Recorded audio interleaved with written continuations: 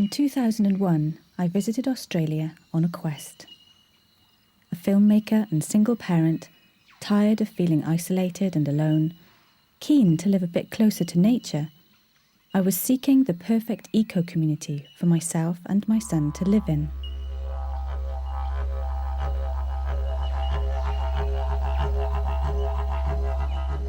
In Queensland, I found Crystal Waters, the world's first permaculture village.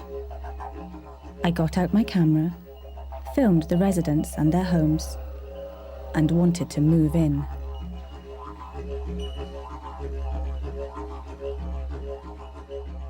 I'm Maureen Gamble and I've been here at Crystal Waters for about 3.5 years. I came here to teach permaculture and to be involved in eco-village design. I've been wanting to live in an eco-village for as long as I can remember and be involved in the process of designing.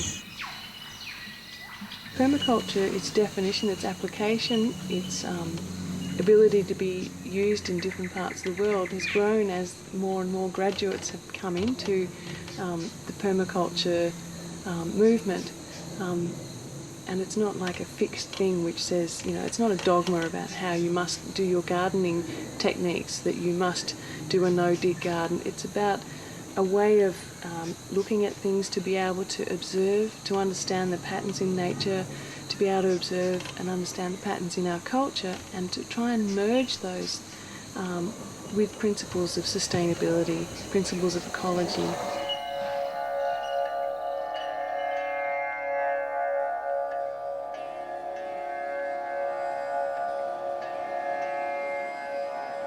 Near Sydney, I discovered another community. They called themselves Shackies. Although they lived in harmony with their environment, they were under threat from the national park, who wanted the land for tourism.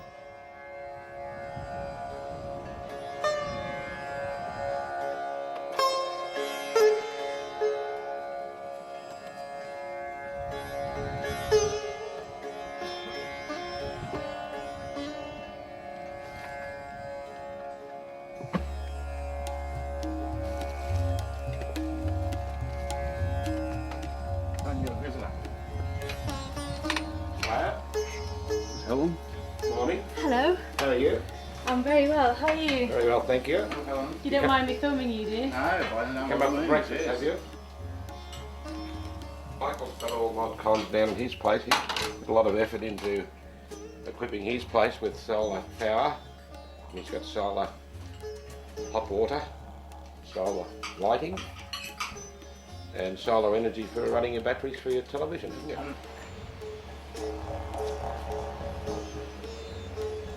My name's Michael Wilson, and my great-grandfather came from County Cork and Ireland in 1848.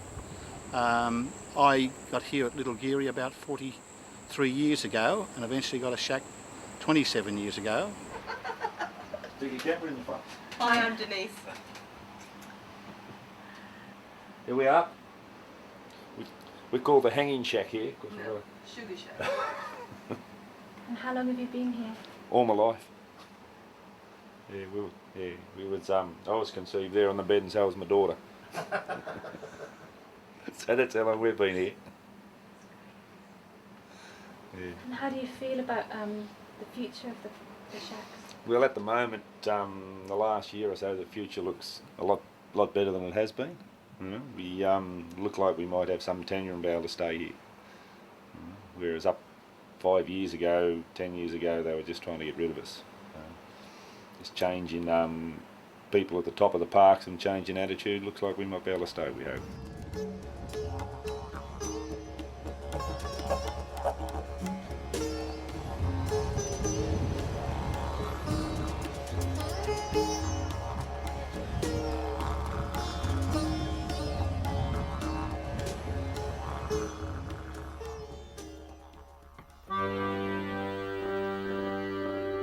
Less than 400 years ago, most people in Britain grew their own food and built their own houses. But Parliament wanted money to go to war, and monoculture offered a quick return. The Enclosures Act of 1750 separated people from their land and workers from their families. Most people now lived in cities. What happened to community? I wanted it back, and I was not alone.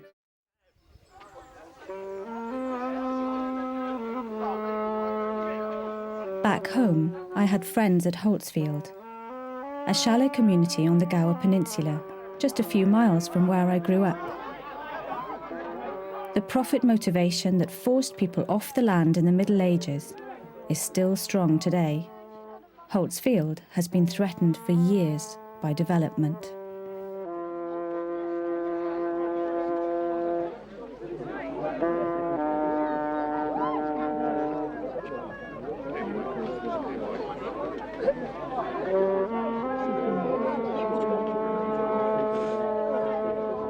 In this day and age, you don't expect bailiffs to come smashing through your door, but that's exactly what happened. Thanks to their resistance and a lot of support, Holts Field has managed to survive and is now home to Paul Winbush, who is inspired to set up a brand new low-impact settlement, the UK's first planned eco-village, Lammas. Hi, my name's Paul. I live on the Gower Peninsula with my wife and 3 children. We live in a beautiful wooden house, 10 minutes walk from the sea. I work as a carpenter, which I love. And we have much to be thankful for. It's a very beautiful setup. But I am called to create something more. I'm working with a group of people to establish a low-impact settlement here in Pembrokeshire.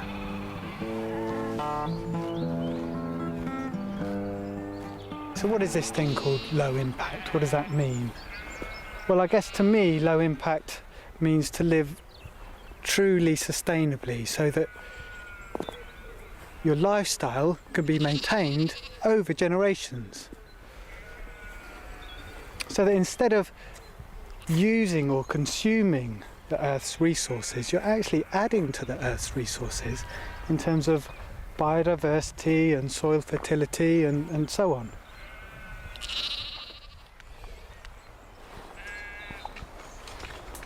I guess on the ground, you've got the infrastructure.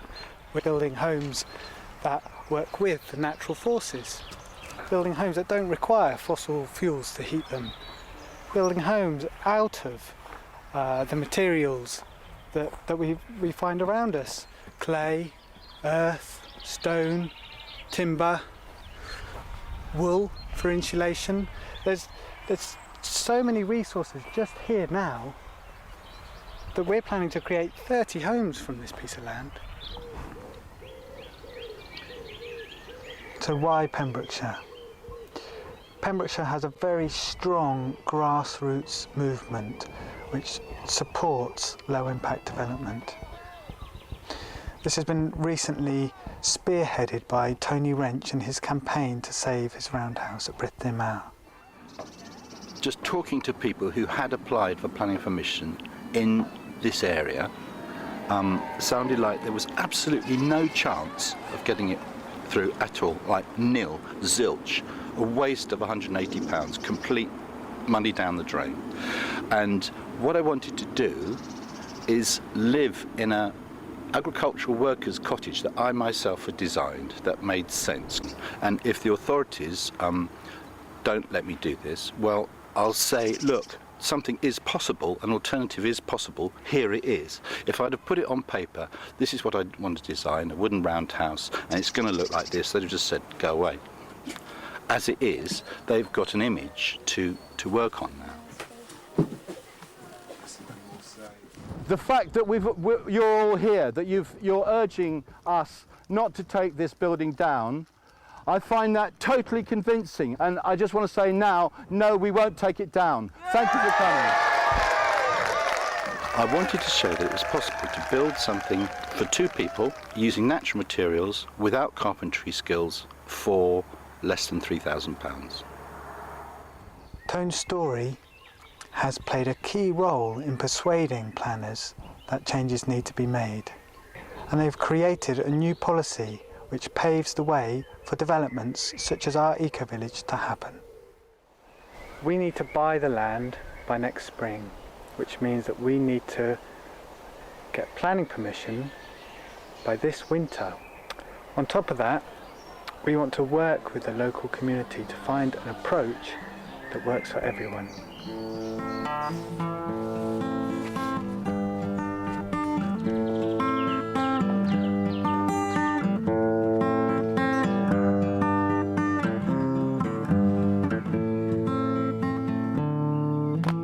Monoculture was not only bad for communities, it was bad for the environment. In modern terms, the climate footprint of a typical Western family has more than tripled in 400 years, which means we need to find 2 more planets or start living more lightly.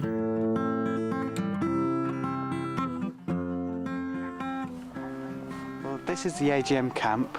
People have come here from all over the UK to explore what it's going to be like to live in an eco-village. And it's been great. We've had really good meetings, we've had lots of positive feedback. But the most surprising thing to come from this weekend is a sense of community that's just kind of sprung from nowhere. We've had kids' plays, we've had fantastic music, really good food. It's been a really good weekend. Okay, I'll read the register then.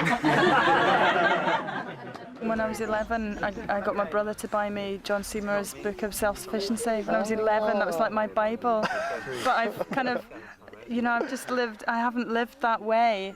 You know, I've been working, paying bills, you know, it's been quite a hard struggle with children and all that kind of, it's been quite straight really, you know. Yeah. And but this is the I just can't believe this opportunity is.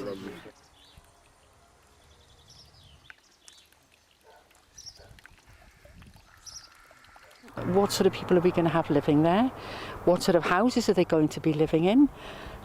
What's going to be, they're supposed to be low impact. Low impact means visual as well as anything else. What sort of visual impact are we going to experience if this goes ahead? It's the size, basically. The size of the thing is all wrong. It's wrong for the area. Definitely wrong for the area. Hi, I'm Ewan Wilson. We're in Glandour, and I'm speaking to you because I'm a member of the committee which was elected following a meeting recently of people in the village and surrounding area to express their concerns about the Lammas project. The first concern shared by many of the local community is a failure to understand what Lammas hope to achieve by seeming to put the clock back 500 years as a solution to a 21st century global energy and resource problem. Second is one of the huge impact that there would be on the local area, both as to the local community and as to the environment itself. And finally, I would feel it's the wrong scheme in the wrong place.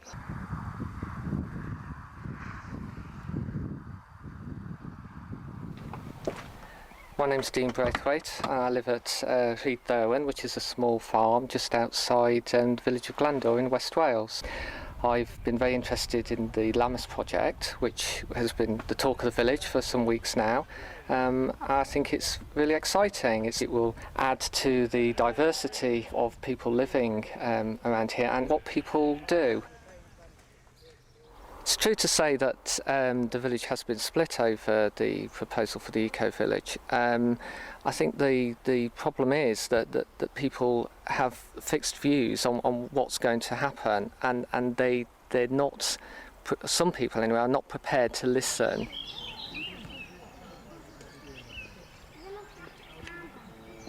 It's odd. I feel like I'm living in two worlds here. We've got the community of Glandour, which have a very mixed reaction to what we're trying to do, and then we've got another community here of people who are thinking of living in Ecovillage, which is very enthusiastic and very vibrant and alive, and somehow I'm going to have to bring these two worlds together, and that's a very interesting mixing pot.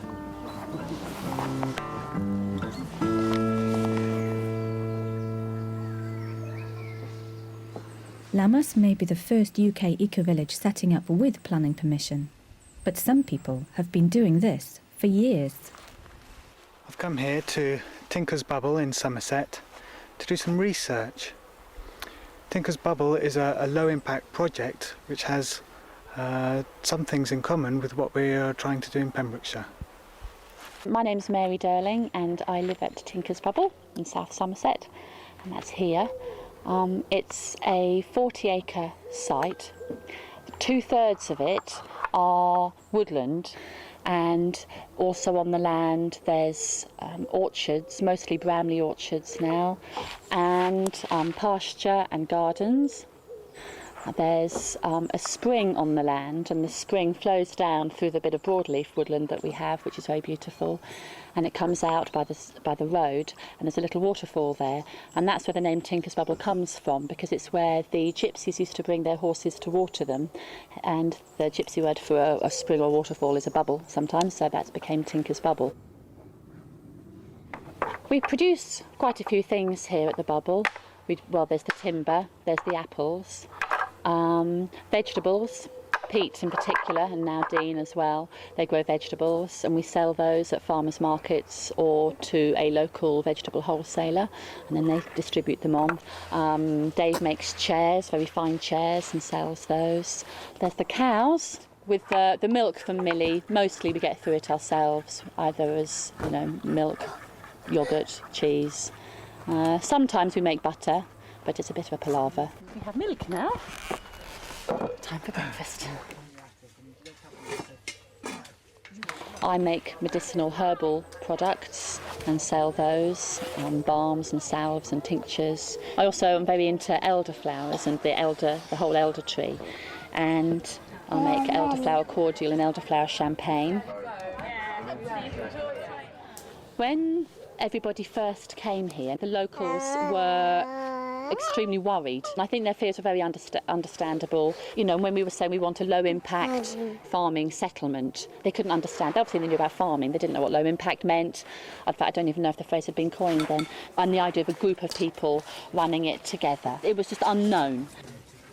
There were a few local people who, to all credit to them, they must have been fairly visionary, I suppose. They could imagine what this was going to be about, and they said, give us a chance. We held in there.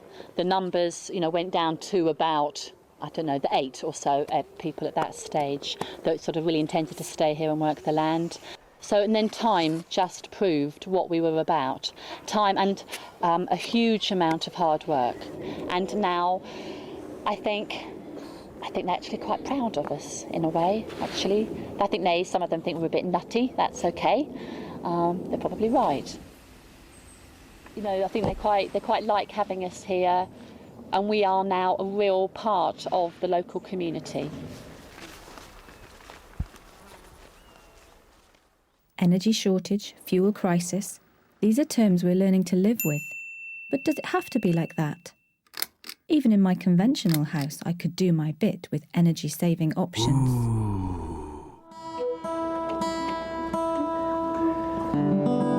Better. It doesn't matter, it's just nice anyway if you can't hear it, You're among friends. We're selling blank CDs later if you want to come.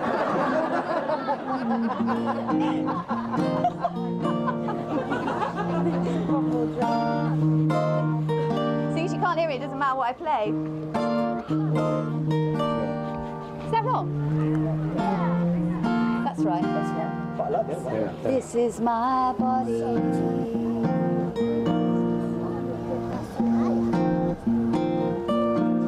This is my mind.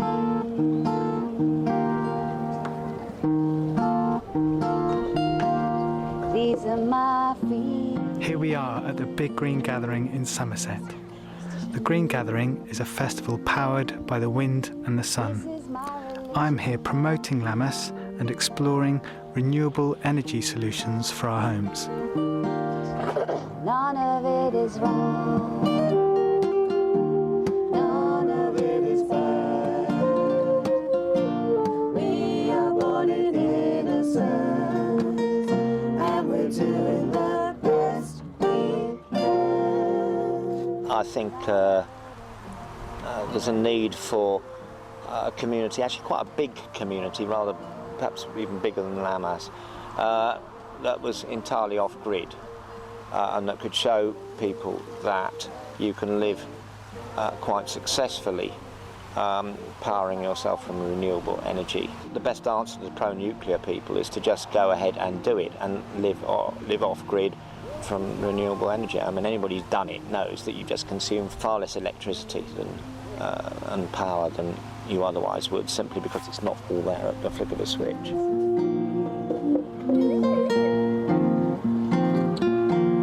These are my dreams. The Big Green Gathering has grown into being Britain's largest green environmental festival. And a unique thing about it is that it's run entirely on renewable energy, wind and solar power, a little bit of bicycle power, and it's therefore an example to people of how much you can do, how easily, with small-scale renewable energy technology. The renewable energy technology is all over site, powering venues for music and performance, theatre, cabaret. I live at Kings Hill, which is a collective of people living between Shepton Mallet and Glastonbury. And what's unique about Kings Hill is it was the first place in England to be given permanent planning permission for low-impact dwellings. One of the things I like most about Kings Hill is the fact that we're off-grid, so I feel very independent. And we have 3 solar panels on our roof, which feed into a battery bank. There are 5 batteries holding the power, and in the summer we have as much power as we could possibly want, and in the winter you have to ration it, so that's frustrating actually. Kings Hill is fantastic for children. There's so much open space and no risk of cars, and so there's a lot of freedom for them, a lot of wildness. I think it's a really fun place for the kids to live. I heard about Lammas. I think it's groundbreaking. I think it stands a good chance, so I think that people are really very focused on what they're trying for. I think it stands a damn good chance of succeeding and getting planning permission, because there is such a need for low-impact, affordable homes and housing. So, yeah, good luck. That's what I see. We are born in innocence, and we're doing the best we can. None of us are wrong. Solar energy sounded great, but in the UK? How about Spain? We needed a holiday.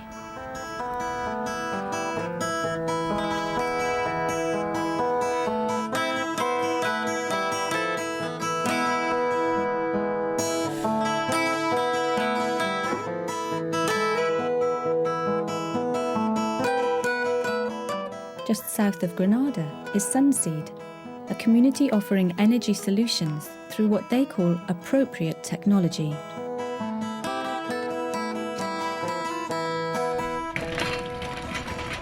What is this?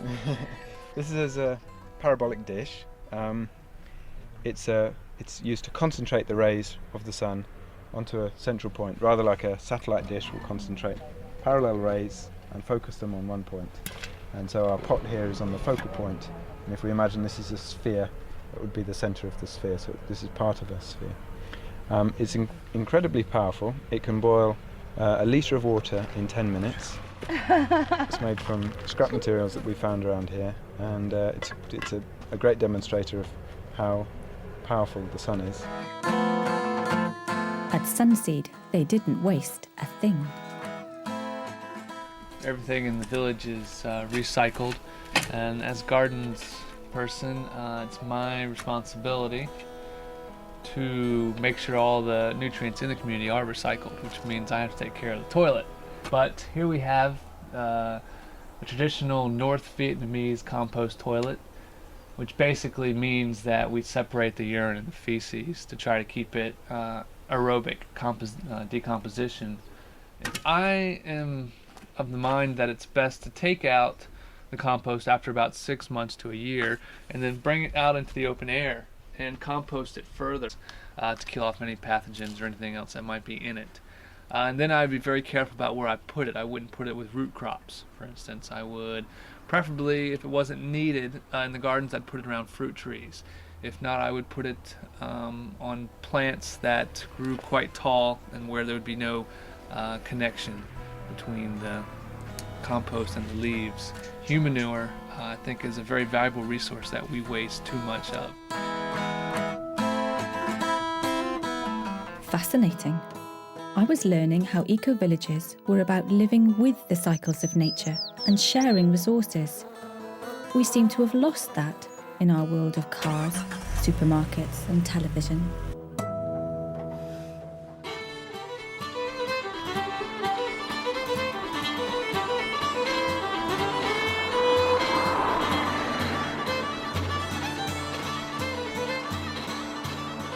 It's a long way we've come to Tipperary.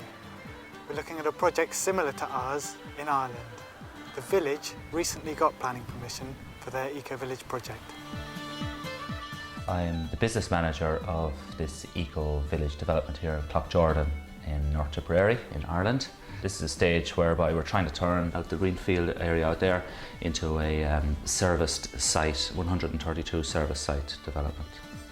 There's now 13 households from our project living in the village of Cloughjordan, 2-3 years before the project actually arrives in force. And they're already setting up shops in the main street. This is a main street that's been, over the last 20 years, really dying. Now, since we've moved here, there's a hardware store, there's my shop, coffee shops opening up, and who knows, there's a yoga class now, there's a dance class. Now there's other facets being brought in, to tiny little Cloughjordan. The house to the right of us is the pub that's being knocked for the entrance into the Ecovillage. The house to the left of us is the Eco Office and is owned by the Ecovillage. And all the land behind us is the Ecovillage. And I remember saying to my husband one day, it's like this now, either we settle into this and everything's going to be okay, or the only other way for us is the road because we're surrounded. The issues that were raised by local people in Cloughjordan seem to be fairly universal when looking at new Ecovillage projects. So we identified a 67-acre farm that comes right into the main street of the village, so that the project connects right in, and we're actually turning what is our T-junction just now into a crossroads, which will allow complete just integration and access to the local community. Hey, we're a village of 500 people, but we've got 3 churches and a meeting room. That doesn't hold us together. Sports are all over the place. There's no one thing to hold Cloughjordan together, only that we're Cloughjordan. Whereas you've got this whole eco-village thing, whatever it is, holding you together, and you're all organised, and you could do anything to us. A lot of the concepts behind eco-villages are fairly radical ideas. Understandably, they bring up a lot of fear for people. The word eco, anything, eco-village, they just saw eco-warriors and saw dreadlocks and we're going to come down and chain ourselves to the trees or whatever. So we had to dispel these sort of myths that we were, different in a way. And we had all sorts of people, old people, young people, families, individuals. The fears and the apprehension were massive in the beginning. Of these people that were going to come and they were going to destroy our village and they were going to take over and they were going to do all these horrible things to us. And it was only by us talking and slowly chipping away our apprehensions and fears, and realise that, hey, these were pretty cool people, So much so to the point that, wow, I know we live in Cloughjordan, but, we wouldn't mind living in this eco project. World economic circumstances have sort of caught up with this development, and everything that we were talking about 5 years ago and seemed to be a little bit lunatic are now all mainstream. It's all for mainstream discussion in the media. Sustainability, renewable energies, going back to the old ways of sharing skills, downsizing, less use of fossil fuels. This is what we were talking about 5 years ago. We were supposed to be mad. The Irish village is just beginning, but Findhorn in Scotland is famous for its community and runs courses for eco-villagers. I was keen to see what they had to share with me.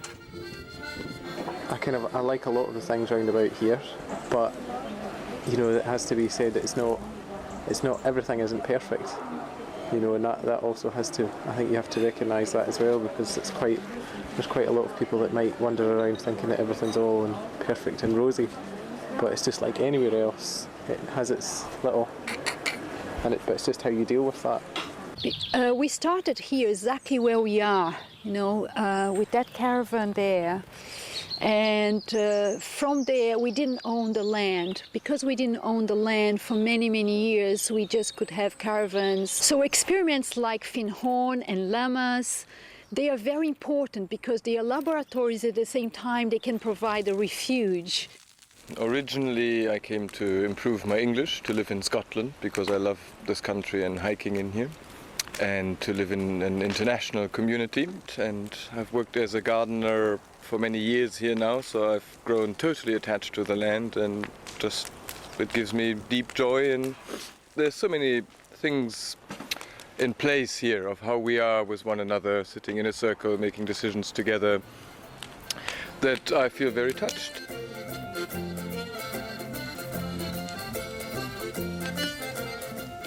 I choose to live at Findhorn because I love living amongst people who are all interested in engaging to the level I want to engage.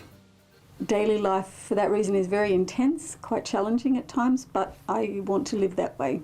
I don't want to live in some mindless, sort of remote control sort of universe. I want to be aware. We live within one of the most celebrated eco-villages. Even here there's a lot of misunderstanding, so still people here in the community refer to the eco-village as being where the houses are. My own favourite answer when people come to me asking to see the eco-village, they want to see the windmills and the living machines and the insulation, and my preferred answer is it's invisible, meaning that really it's much more about the way we relate to ourselves, to each other, to the land, to the community. That is at the heart of it, really. The task of building eco-villages is rebuilding the fabric of community. And when we can get that right, the rest follows.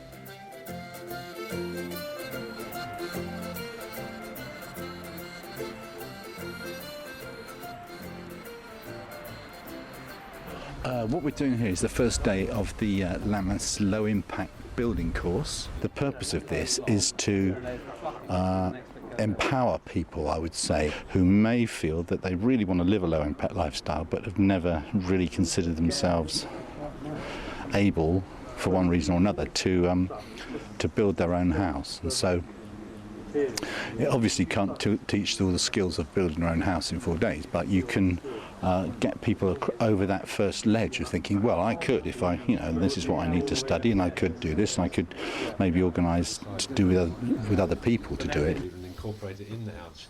If the whole of mankind got a grip, we could actually do anything we wanted to.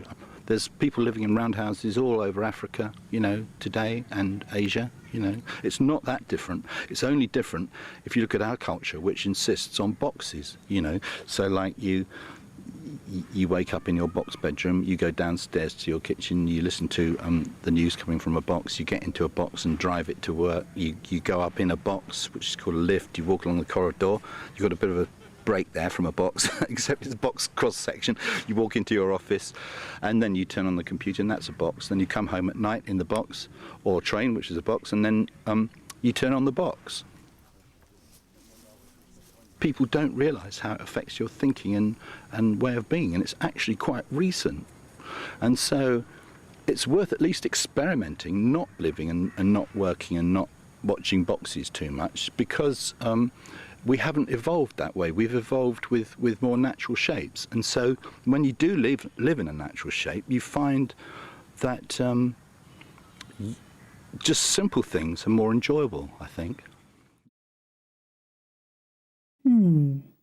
It may be easier to live in a box forever, but perhaps it's more fulfilling to live outside the box. The Centre for Alternative Technology started in 1972. Our founder, Gerard Morgan Granville, was really concerned how society was using technology.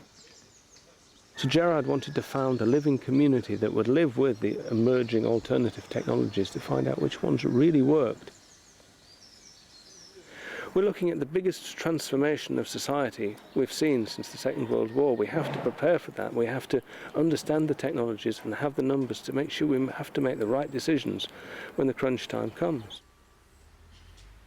What you see around you now is the evolution of that process today, where we have a display circuit that tries to explore the issues, climate change, habitat and so forth, but most importantly to explore the solutions that people can take up at all tiers of society, from government solutions down to what people can do in their own homes. So what we're doing now is we're continuing to expand the visitor circuit, because we still want to convince vast numbers of the general public that there are solutions to the challenges, but we're actually expanding the academic side, the residential courses side. We're teaching plumbers to become solar water heating installers, electricians to install photovoltaics. CAT is kind of where people who really believe in things are. They're kind of what's happening. I don't want to go to university where it's all in theory. I want it to be something that's really where people are living out what they do in practice, which CAT is. At Lammas, we're going to be using many of the skills and the techniques that have been developed here at CAT.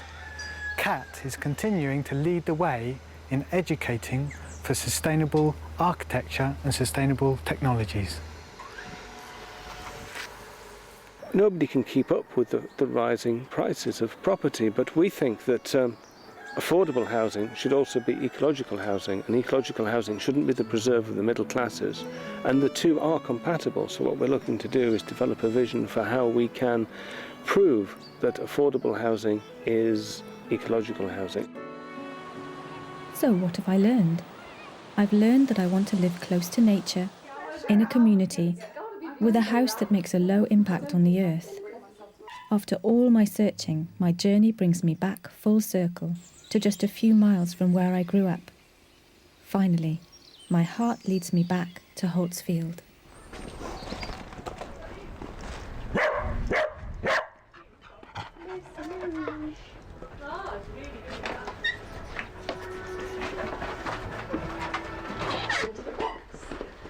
So, Isabel. Helen. What do you like most about Holts Field? Can I only say one thing? Sorry, just what do I like most? No, say what you want. Say what moves you. I love the people. I love the place. I love the way it's all mellow and chilled. Everybody's there for each other. I love the fact that my kids go out to play and I don't see them for hours, and they come back and say, "I'm starving," and that's all I see for them for hours and hours. And I love the buildings. I do love the nature of how we're all just coached in, and we're all different. Everybody's different. Everybody's different, and all their houses are different, and they kind of represent their personalities as well.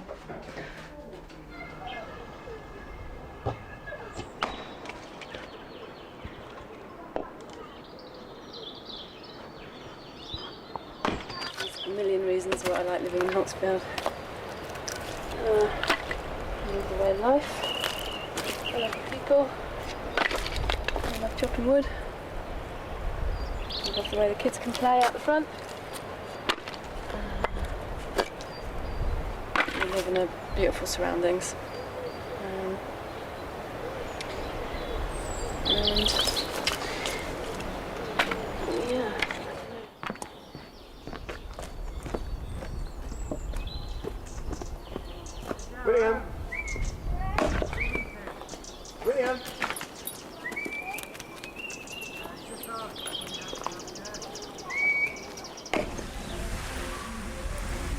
Why do you like living in Holts Field? It's such a beautiful place to live, beautiful environment, wonderful gardens and such an organic place. I don't know, what more could you ask for?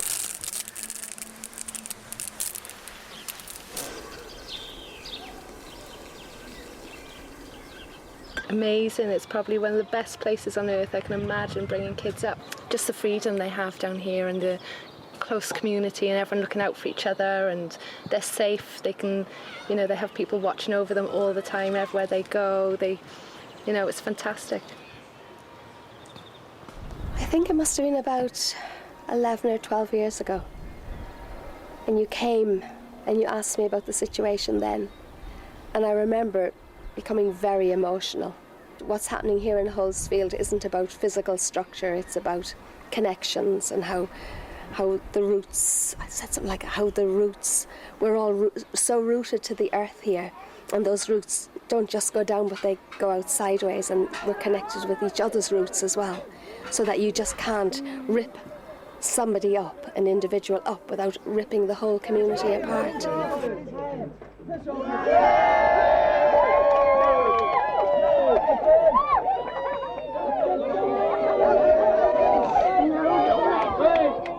As you can see, they couldn't do it. It didn't happen. We are all still here and we're all connected. And what's amazing as well is now that connectedness is passed down through the next generation. And they've made their own connections and they're connected to the generation before. So now it's so tightly interweaved that I don't think there is any unpicking it. And maybe that's the strength in community. And maybe that's why people are looking to set up communities, and not just to cooperate on a physical level and in a supportive way, but to have that deep, deep emotional connection as well. I've settled, but Paul is moving on.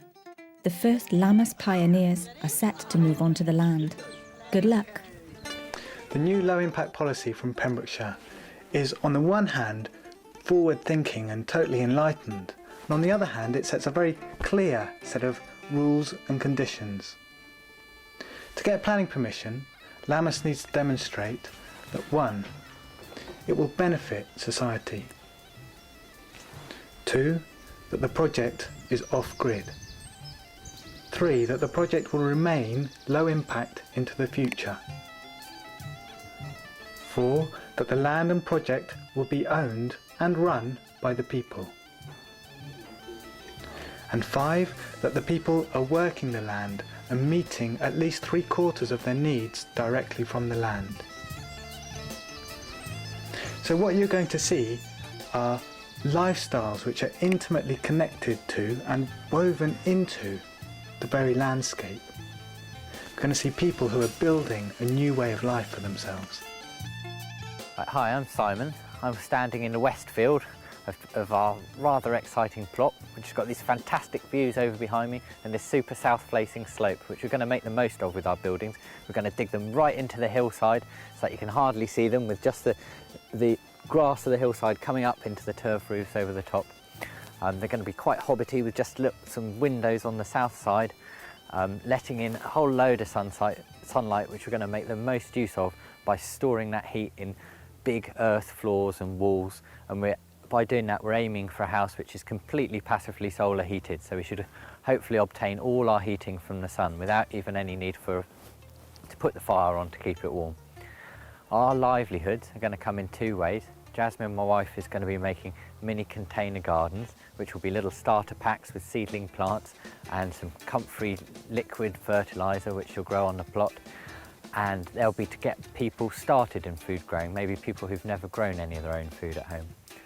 My livelihood will be doing woodworking crafts, using wood from the management of the communal woodlands, which are over there behind me, and turning it into things like candlesticks and bowls and chairs and tables. Hi, I'm Kit and this is Sarah, and we're standing looking at where our house is going to be. The main feature is going to be a large turf roof sloping towards us, which will lower the visual impact, with obviously south-facing windows, and the insulation is going to be straw bale. The plot itself, very, very simple. An orchard on the most drained area at the top. The pigs and the goats will be housed in this area here, and a small rotational field system going down to along the strip that we're planting new plant woodland. And our fuel production is going to be in that field just across there that you can't quite see. And we're going to be maintaining the view of the beautiful pond and hopefully get the balance right between the practicalities and the beauty of the place.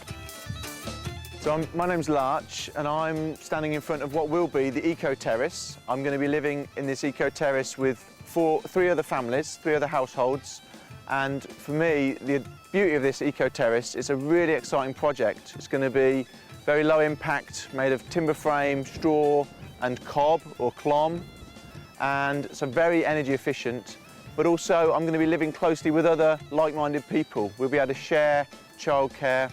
And also the building of this Eco Terrace, although we'll be helping with that building, the responsibility for that will be held by someone else, a project manager. So for me, that makes this whole project a lot more doable. I don't have to build my livelihood and build my house. I can just focus on my livelihood and support the house happening. My livelihood will be garlic, making garlic products. So in a few years' time, I hope to be living here in this Eco Terrace with a very simple livelihood from garlic that I've grown myself and made into products, and living with people that I really love. I'm Hoppy Winbush, and this is our gorgeous plot. And we're going to have our house right at the top, overlooking the entire field, with timber frame and straw bale infill and a beautiful sedum roof. We're going to be growing apples, plums and hazelnuts specifically as a cash crop. And I'm going to be making pasties, cakes and smoothies from the land. My dream is happening here in Pembrokeshire. One of the things my journey has shown me is there's a much wider picture here though. We need lots of eco-villages. We need whole networks of low-impact projects and eco-villages all across the UK. One of the things that Lammas is doing to help take this vision forward is that they're selling shares. We're selling shares to create a rolling fund to help us support new emerging low-impact projects across the UK.